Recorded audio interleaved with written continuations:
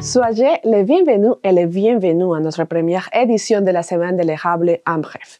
Aujourd'hui, nous parlerons de robotique et du éco-défi alimentation durable de Plessisville.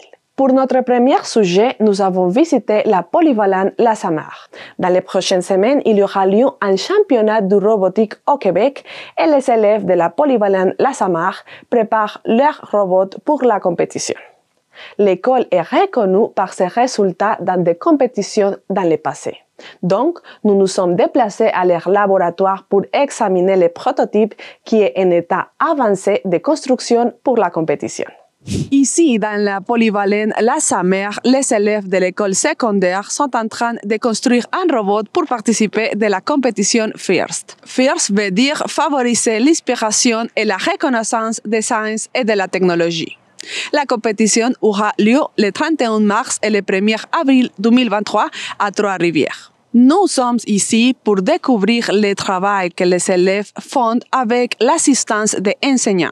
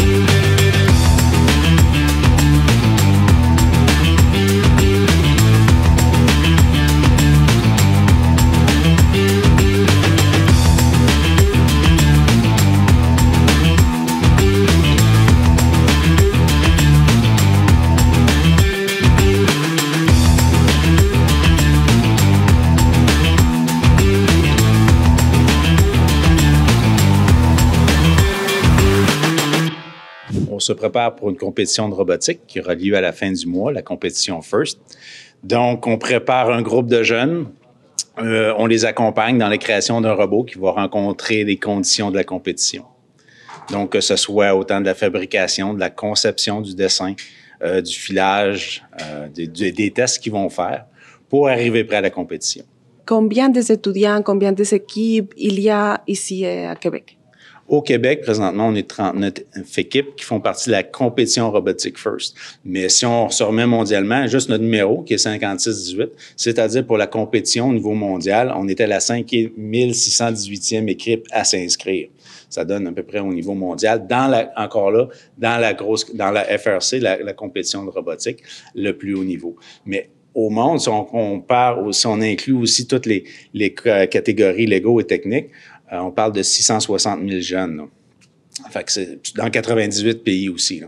Et en quoi consiste le projet qui va avoir lieu à fin de mars? Ça serait complexe, juste à gesticulant, de vous expliquer en quoi consiste la compétition. Mais bref, c'est 2 équipes de 3 robots chacune qui vont se départager des blocs et des cônes de façon à faire le plus de points possible à la fin d'un match. Et voyons un exemple de l'objectif qui a le projet FIRST. Ça en est une, on en voit une, c'est en Californie.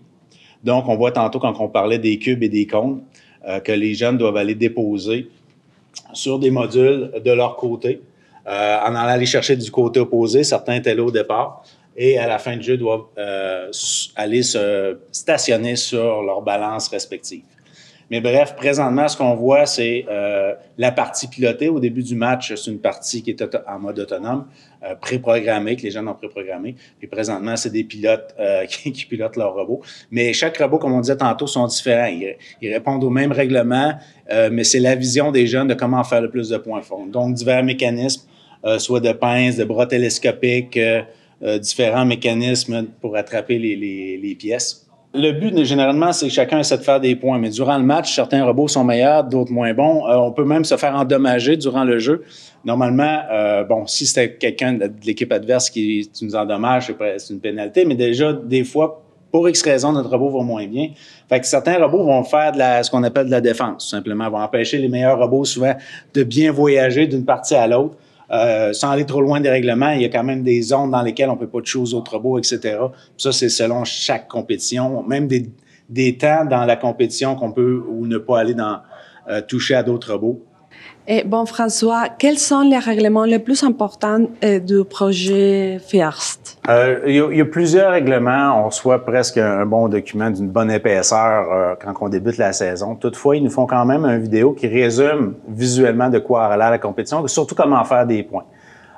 Comme on voit ici, il nous explique en mode autonome comment aller faire des points avec les cubes et les cônes. On peut aller aussi se placer sur la balance, encore là, toujours en mode autonome, c'est-à-dire que c'est préprogrammé. Après ça, une fois qu'on arrive dans le deuxième secteur de la compétition, qui est de 2 minutes 15, là, les jeunes vont pouvoir piloter. Donc, si nous présentaient, bon, on dit, il y a les robots peuvent avoir chacun une pièce. Il va y avoir des pièces qu'on peut placer dans le milieu du jeu, des pièces qui peuvent être choisies. Donc, dans le mode autonome, on peut aller voici comment faire des points. Donc, si c'est le niveau supérieur, intermédiaire ou le niveau du bas. Et ça, c'était toujours dans le mode autonome. Puis aussi, dans le mode autonome, on peut aller se stationner sur la balance. Donc, 12 points. Vous voyez les robots qui sont représentatifs, on les voit tous différents. C'est pour déjà faire partie de l'imaginaire des gens de dire qu'un robot peut tout être fait différemment. Ça, c'est dans le mode autonome. Donc, après ça, on arrive au temps de 2 minutes 15. À ce moment-là, les pilotes vont vraiment aller prendre leur télécommande et la compétition part une deuxième fois. Donc, on a une station de joueurs humains qui peut donner des cônes ou des cubes. Là, ce qui présente, c'est que le réseau, il y a des bandes réfléchissantes et des sigles qui peuvent, auxquels on peut programmer des caméras pour aller viser des parties des modules. Il y a des points en allant porter les cubes, mais en plus, quand on les met en série, ça donne des points supplémentaires. Il y a même des critères, des sections de ça, que si les deux équipes des deux côtés les remplissent, ça donne des points en plus. À la fin du jeu, le but, c'est d'aller se stationner sur la balance et de la mettre à niveau. Et effectivement, on voit que ça rentre serré, mais souvent, les grandeurs qu'on voit souvent des robots, ils ont fait la plateforme voire très juste, voire très, très limite, qu'on fait des robots de grosseur habituelle, ça risque de pas rentrer. Fait que ça fait partie des choix stratégiques. Même pour ça, ici, les élèves ont choisi de faire un robot un peu plus mince qu'à l'habitude pour avoir la chance de se stationner à 3 robots à la fin du match. Jason, en quoi consiste cette machine et comment ça marche?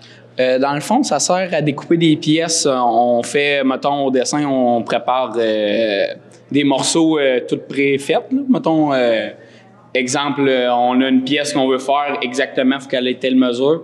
Ben dans le fond, là, on prend cette machine-ci elle nous permet d'avoir des morceaux vraiment plus précis puis, disons, mieux faits. Là, parce que si on les fait à la main, il y a toujours des erreurs puis il y a toujours des coups de marteau qui donnent que genre on devrait pas. Là. Ça fait plusieurs mois qu'on est en train de préparer notre robot pour la compétition, tout dépendant de notre défi. Cette année, notre défi a été d'aller porter des cubes et des cônes sur des plateformes pour nos cubes et des tuyaux pour nos cônes, ainsi que de monter sur une balance. C'est notre défi de cette année, alors on a pensé faire un bras pour pouvoir être capable d'aller porter plus loin nos cubes, nos cônes, tout dépendant de où est-ce qu'on voulait aller. On a aussi décidé de faire une gratte vers le sol pour se dire s'ils sont au sol puis on n'est pas capable de les prendre, on a juste à les tasser pour que peut-être un de nos coéquipiers soit capable, tout dépendant, ou juste les ramener dans la zone pour qu'ils soient capables. Je trouve que c'est une bonne façon d'évaluer nos capacités en plusieurs façons, comme on peut apprendre plus en mécanique, l'électrique, tout dépendant du programme que tu veux faire. Puis plus tard, ça peut te donner des idées de ce que tu voudrais faire. Là, j'apprends de plus en plus, fait que peut-être que ça va influencer de ce que je veux devenir plus tard. C'est pour ramasser les cônes puis les cubes. Puis pendant le match. Après ça, il y a le mât ici, que ça sert à étendre la pince pour prendre des objets qui vont être proches du robot ou plus loin. Après ça, la gratte ici, ça va nous permettre de pousser des objets qui vont être au sol, mais plus rapidement que les prendre avec la pince. Après ça, Après ça, il y a le châssis qui est la base du robot. Après ça, ici, ça c'est le compresseur. Ça sert à toute la pneumatique, tous les pistons, comme sur la pince ou les freins ici, puis sur la winch en haut. Après ça c'est des montants qui tiennent le mât. Le mât, dans le fond, c'est là-dessus que le mât télescopique. Puis ça, ça, on appelle ça un actuateur, mais dans le fond, ça sert à faire monter ou descendre le mât télescopique pour prendre les objets à différents niveaux. Après ça c'est les réservoirs d'air pour retenir toute l'air qu'on va avoir besoin pendant le match. Après ça, en arrière, c'est la plaque électrique. Bon, pour l'instant, elle n'est pas finie, fait que c'est ça. Mais c'est ça regroupe toutes les composantes électroniques qui sont sur le robot. Puis c'est ça, il y a les moteurs principaux en dessous qui vont servir à déplacer le robot. Puis c'est ça, en haut, c'est la winch avec son frein qui va servir à étendre et puis à ramener le mât télescopique. Sinon, il y a les deux caméras, une ici pour voir plus qu'est-ce qu'on fait avec la pince, puis une ici pour pouvoir voir où c'est c'est quoi l'orientation du robot, où c'est qu'on s'en va. Puis sinon, c'est pas mal ça. Dans le fond, la programmation, c'est le moteur principal du robot. C'est ça qui va contrôler les moteurs, les limit switch. Tout le fonctionnement du robot, c'est nous qui le programme à la programmation. Tout ce que le robot va faire, le mode autonome, ce que le pilote va faire, c'est le robot. C'est nous dans la programmation qui va le faire. Le dashboard, c'est tout là où on a toutes nos données pendant le match. On peut avoir toutes les données du robot, les caméras, toutes les données du robot. Puis on peut contrôler tout avec les manettes qu'on programme. C'est pour modifier les données, comme mettons, ça c'était la vitesse qui avance. S'il avance trop vite ou trop lentement, on peut le modifier directement là. Puis ça montrait la direction, la force des moteurs qu'il y avait. Puis ça, c'est pour dire dans quel sens il tournait. Si la flèche tournait par là, c'est qu'il tournait dans un sens, puis l'inverse. Puis ça, c'était pour la caméra, puis ça, c'était pour l'angle du gyroscope, parce qu'on avait un gyroscope, là. Ça, c'est le dashboard du Betabot de l'année passée. On a un gyroscope pour savoir l'angle. Sinon, on a deux caméras, une Limelight qui détecte les couleurs, et ça peut réfléchir.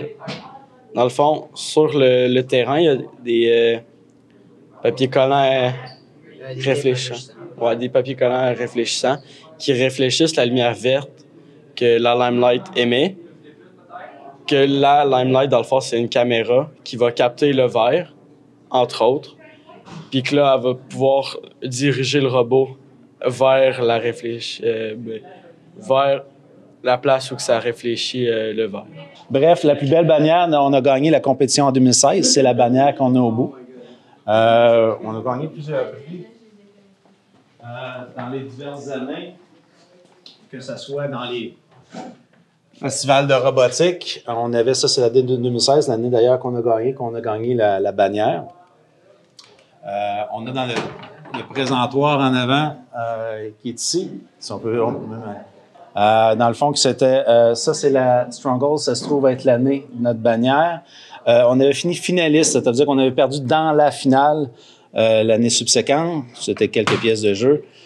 Deep Space aussi, on avait perdu en finale, fait qu'on avait été finaliste. Fait que, à travers cette année, c'est ça, on a fini en finale quelques fois, puis on a gagné une. C'est qu'on a 2 finalistes de la Dean List au Québec. Ça fait qu'à chaque année, à la grosse compétition, il y a 2 jeunes qui sont nommés pour la Dean List, qui sont finalistes. Puis après ça, c'est à l'international qu'il y a un récipiendaire pour la Dean List, la Dean Award. Bref, Olivier et Edouard.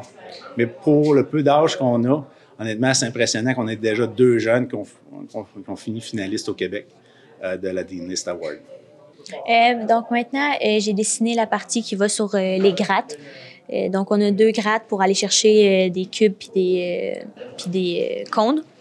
Fait que pour notre équipe, notre numéro d'équipe, c'est 56-18. Fait qu'on a carrément, j'ai gravé le 56-18 sur nos plaques pour par après aller les faire imprimer à la CNC. C'est une pièce qui va être ou quelque chose qu'on appelle la gratte. Dans le fond, ça va être quelque chose qui descend puis qui monte, qui peut enligner nos choses. Puis c'est ça, c'est du plexiglas avec une barre d'aluminium, dans le fond. Puis il y a un moteur qui a fait descendre puis qui a monté. Ben, dans le fond, la majorité du robot est en aluminium. Mais il y a un peu de plastique, il y a un peu de plexiglas. Puis ça, c'est pas mal ça, là. Donc, l'imprimante 3D, on va dessiner le dessin sur notre application, le SolidWorks. Puis après, un coup qu'on a fait notre dessin, on va pouvoir l'importer dans la machine à l'aide d'une clé USB. Puis on va starter le programme, puis ça va imprimer une pièce en plastique, puis un peu comme ça. Dans le fond, là, la machine est en train de commencer. Comme là, elle est partie. En le fond, là, elle va s'en venir, puis elle va commencer à découper.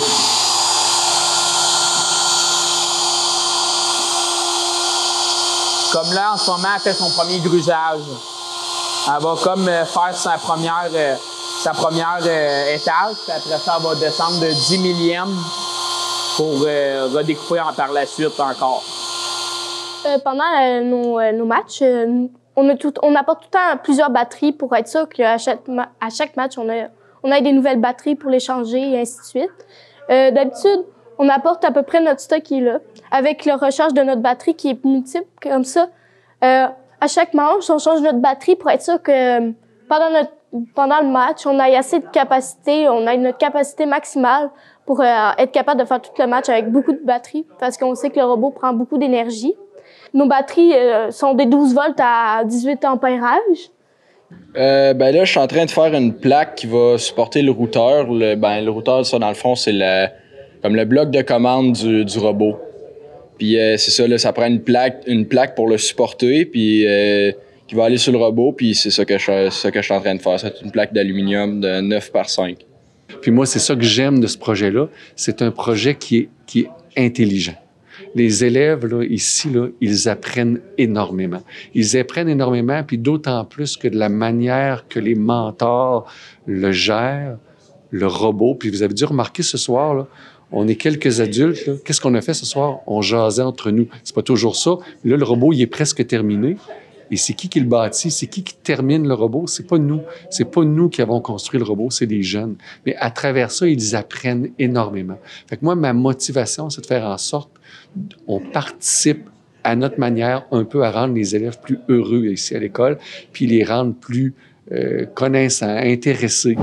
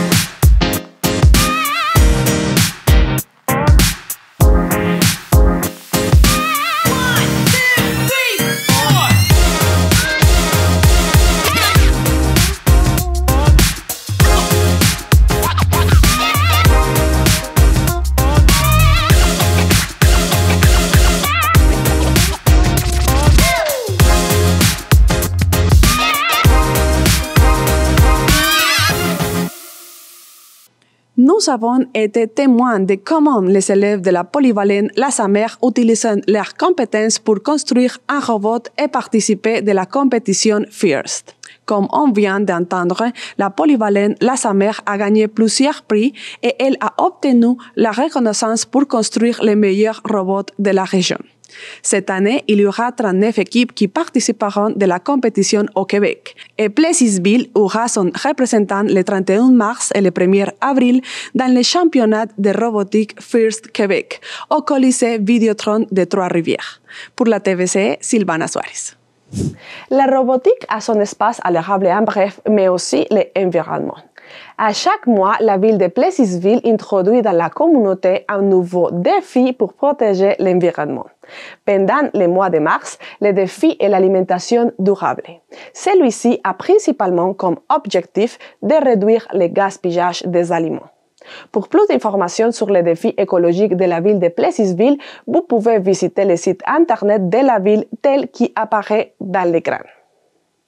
Dans le but d'avoir tous les détails, nous avons invité à Madame Christine Gingras, conseillère de la ville de Plessisville, à notre studio. Elle nous informera aussi sur le salon d'alimentation durable qui prendra place dans le Carrefour de l'érable le 23 mars 2023. Madame Christine, bonjour. Bonjour Sylvana. Et qu'est-ce que c'est l'alimentation durable? L'alimentation durable, c'est de prendre conscience de l'impact qu'a notre nourriture sur l'environnement, puis d'adapter notre alimentation pour réduire notre empreinte environnementale. Il y a différents courants, différentes choses qu'on peut faire pour réduire notre empreinte environnementale. Certains vont prioriser d'abord de manger des aliments biologiques, donc qui sont produits sans pesticides, sans herbicides, sans intrants chimiques. Ce qui va favoriser la biodiversité, puis la vie et diminuer les polluants sur le territoire. D'autres vont prioriser de réduire leur quantité de protéines végétales, donc de diminuer la quantité de viande qu'ils mangent au quotidien ou sur une semaine, d'introduire peu à peu des protéines végétales dans leur alimentation. On sait que les protéines animales ont un impact plus grand au niveau des gaz à effet de serre. Puis enfin, on peut également choisir de commencer par manger local, donc de manger des aliments qui sont produits près de notre demeure pour éviter les gaz à effet de serre qui sont causés par les longs transports lorsqu'on importe des aliments. Et quelles sont les pratiques dans les familles les plus courantes de gaspillage? Ça va vraiment varier d'une famille à l'autre. Certaines familles vont, dépendamment des connaissances que les gens possèdent, puis des goûts alimentaires, mais il y a des sites qui peuvent nous orienter sur quoi faire lorsque on a un certain produit qui est en train de vieillir et comment on peut le récupérer pour le réintégrer dans une recette. Il y a des liens qui existent là, pour qu'est-ce qu'on fait avec du pain qui est devenu, des baguettes de pain qui sont devenues très dures ou des fruits qui sont un peu plus, moins appétissants pour croquer. Donc, il y a toutes sortes de recettes qu'on peut utiliser là, pour réintégrer ces aliments-là et ne pas nourrir notre poubelle. Et Madame Christine, quels sont les chiffres actuels de ce phénomène de gaspillage alimentaire? Les chiffres sont un peu alarmants parce que les statistiques indiquent qu'il y a le tiers de la nourriture qu'on produit qui n'est finalement pas destinée à l'alimentation humaine. Donc, sur 3 tomates, il y a une tomate qui est perdue en cours de route et ne contribue pas là, à assouvir les besoins des humains. À quel point on peut dire, Madame Christine, que si on réduit le gaspillage alimentaire, on aurait la capacité de nourrir tout le monde? Moi, je crois que présentement, il y a suffisamment de nourriture maintenant pour nourrir toutes les personnes qui sont sur Terre. Il y a des défis au niveau de la distribution, mais actuellement, donc si on le réduisait complètement, le gaspillage, c'est sûr que et qu'on améliorait la qualité de la distribution pour une plus grande uniformité, on viendrait qu'à éviter la faim de certaines personnes chez nous comme ailleurs dans le monde. Quelles sont les activités qui vous préparent ou sont déjà préparées pour les mois de mars?